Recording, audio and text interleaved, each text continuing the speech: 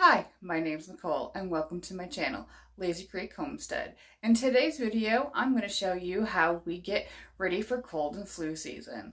I'm going to show you some honey fermented garlic with honey from my own bees in my own backyard. I just love having honeybees. They're so fun. And all the wonderful things I get to make with the honey. We're also going to make an elderberry tincture, and I'm going to show you how we make our elderberry syrup. I'd like to take a moment with a disclaimer that I am not an herbalist, a medical professional. I'm just a mom showing you how we do things. I would like to encourage you to do some research and figure out your own elderberry recipes. And I hope this brings you encouragement. So let's get in the kitchen.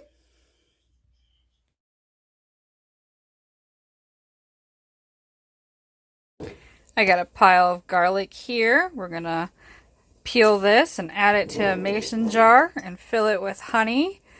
It's backyard honey right from my hives. And we're gonna make some fermented garlic and honey for this cold and flu season. So we have our honey in a water bath here. The simmering water got crystallized because it's fresh and it got cold. And we're going to use that to pour over our garlic.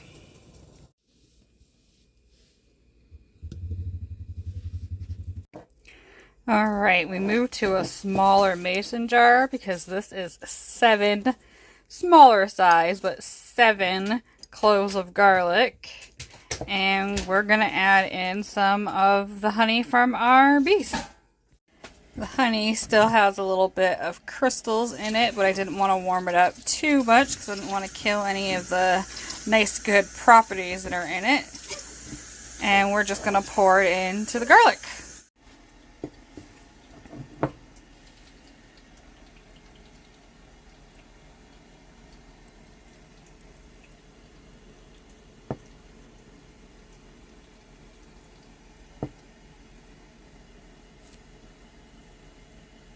Alright, we got our honey in the jar. We're just going to put a lid on it.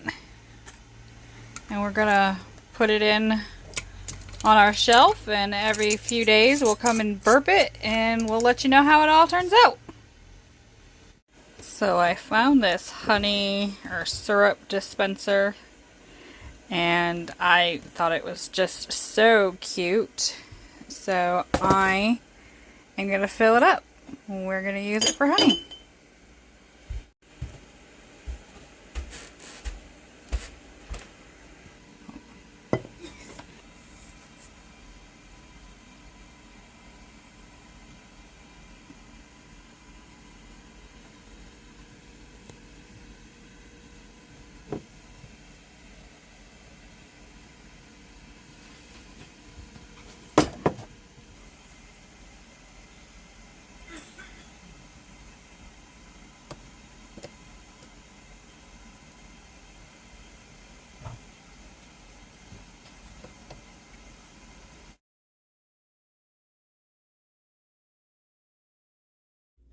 Alright, today we're going to make some elderberry tincture. These are my dried elderberries. I got them from Amazon.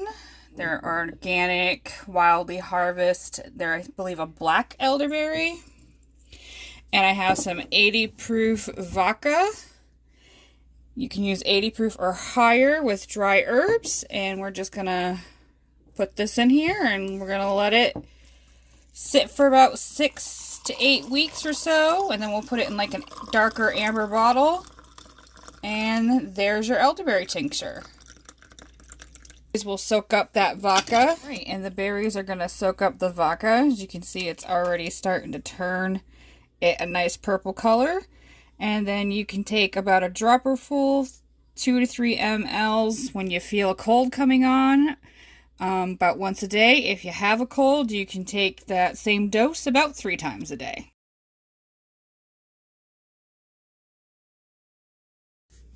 Alright, so we're getting ready to make some elderberry syrup. It is cold and flu season.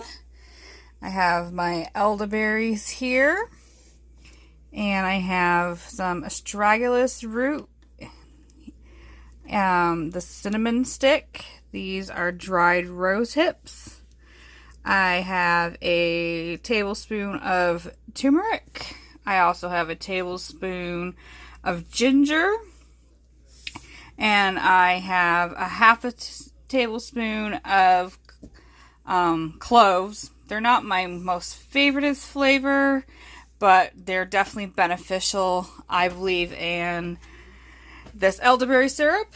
And then we will add some of my honey from my bees. So let's get started. We have a pot over here, and we're just going to add all of our ingredients with 1.5 to 2 cups of water. And we're going to simmer this for at least 15 minutes. I like to go closer to about 20-ish minutes or so. And then we're going to drain all of this stuff and we'll have elderberry juice. A lot of people make elderberry syrup a lot of different ways. You don't need all of these add-in things. I like to add it in for flavor and the additional benefits. I get my elderberries and my astragalus root and a lot of these things off of Amazon. So I definitely encourage you to do your own research. But a lot of this stuff is pretty readily available. And it makes your house smell really good while it's boiling.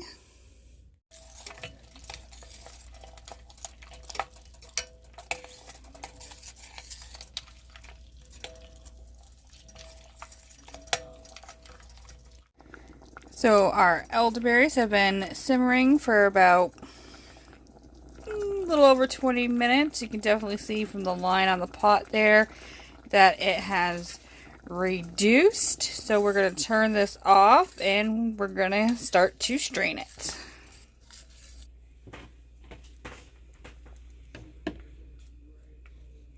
I'm going to strain it through our strainer here.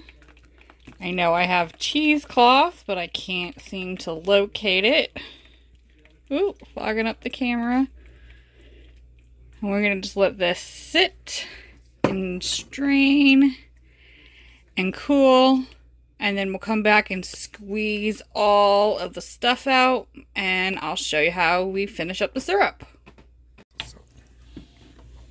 Alright, so our elderberry mixture is cooled, and we're just going to kind of press it through the strainer like so. And none of this is going to go to waste because I'm going to feed this to my farm animals afterwards. And I just want to mention real quick, I am not a medical professional or a clinical herbalist. I'm just a mom who wants to encourage you. This is what I make for my family. I want you to do your own research and figure out what recipe and what works for you and your family. Alright, so this is our elderberry juice. And we are going to add in our backyard honey from our own honeybees. It's a little crystallized.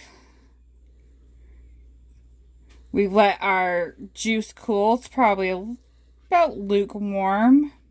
Hopefully warm enough to melt this honey. Get it all in there.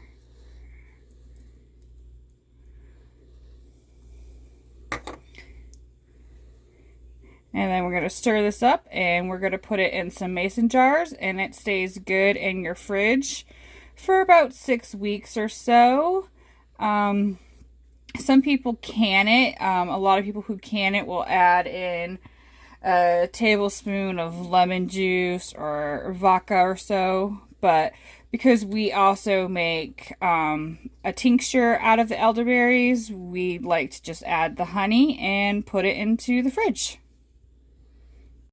Alright, now we're going to pour our elderberry syrup into our mason jar. And We are going to take this daily as a preventative. Oh, our honey didn't stir in all the way. Let's make sure we get some in this one, because elderberries can be a little bit bitter. But we'll take it as a daily, and then if we're feeling sick or so, we'll take it about 3 times a day. Take about a tablespoon or so, and that helps us get through the cold and flu season. So there is our elderberry syrup ready to go in the fridge. This is our elderberry tincture. And then we have our honey fermented garlic. And we're ready for this winter. Hopefully no colds and flus. Well, I hope you enjoyed that video, and it brings you a lot of encouragement to get ready for your own cold and flu season.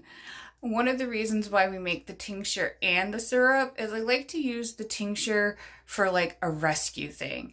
If we're already sick, we add the tincture in so we're not taking the elderberry syrup so many times a day. And I kind of like to use the elderberry syrup as our day-to-day preventative. So once again, I hope this brings you encouragement. Until I see you next time, I'll talk to you in the comments.